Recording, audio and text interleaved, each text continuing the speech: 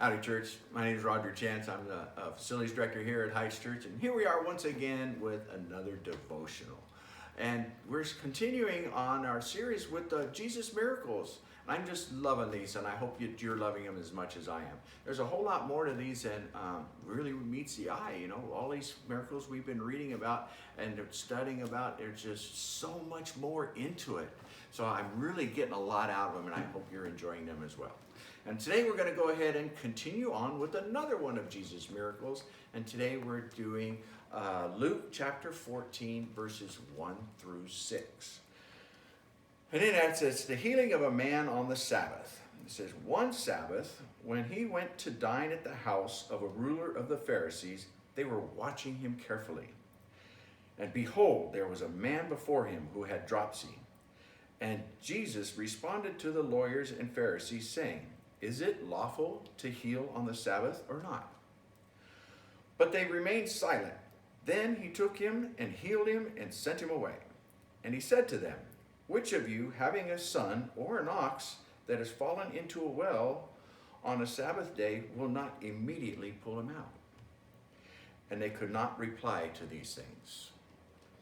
So, there's a lot of things going on in this short little verse, and it's very interesting. First of all, dropsy is what we call today is edema, which is swelling of the joints. And it's usually not a disease in itself, but it's a consequence of a disease. So it could be a diseased liver, some heart problems, or some other ailments that are going on inside your body. And what I love about Jesus' miracles is the way he cures these people with these ailments. So this man coming in was probably all distorted, all swelled up. First of all, is going ahead and he just takes him and he heals him. Well, dropsy and edema usually takes a few days to go away. So that means he not only healed the disease that caused the dropsy, but the dropsy immediately disappeared as well. So he healed whatever the disease was that was inside of him, and then the swelling went away immediately. So you could see the instant healing, just like that. And it's very cool to go ahead and realize just what all is going on within the body at that time. So another thing we realize about this man is we don't know anything about his faith. He didn't come to Jesus and ask for healing. We don't really know, was he just one of the guests that were invited? Being it was in one of the Pharisees, leader of the Pharisees' homes on the Sabbath, he was probably an invited guest. So Jesus knew that it was going to be a setup from the get-go. So when we see, it says in verse 1, where that they were watching him carefully. So it's like they were just waiting for that moment for him to mess up, so that they can try to go ahead and hold something against him.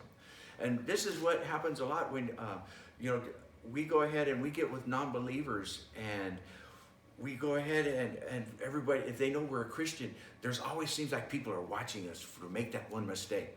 We're all broken people, and we know that. And Jesus knows that, and that's why he came to save us all. And so we need to realize that whenever we're in there, to try to stay on mission, tell the non-believers about what Jesus did in your life to go and help expand his kingdom. These people they knew the law. They knew the Bible inside and out, backwards and everything. And so Jesus even asked him, so I ask you, is it illegal to heal this man on the Sabbath? Nobody said a word, because they knew that if they said yes, they were just going to be hypocrites and going ahead and saying, oh, well, we can't go ahead and heal this man. It's a work day. But the Sabbath was designed for man to rest, rejuvenate, and to worship God. And what better way to worship God than by loving your neighbor? And healing this man was showing love for someone else. And we need to go ahead and realize that.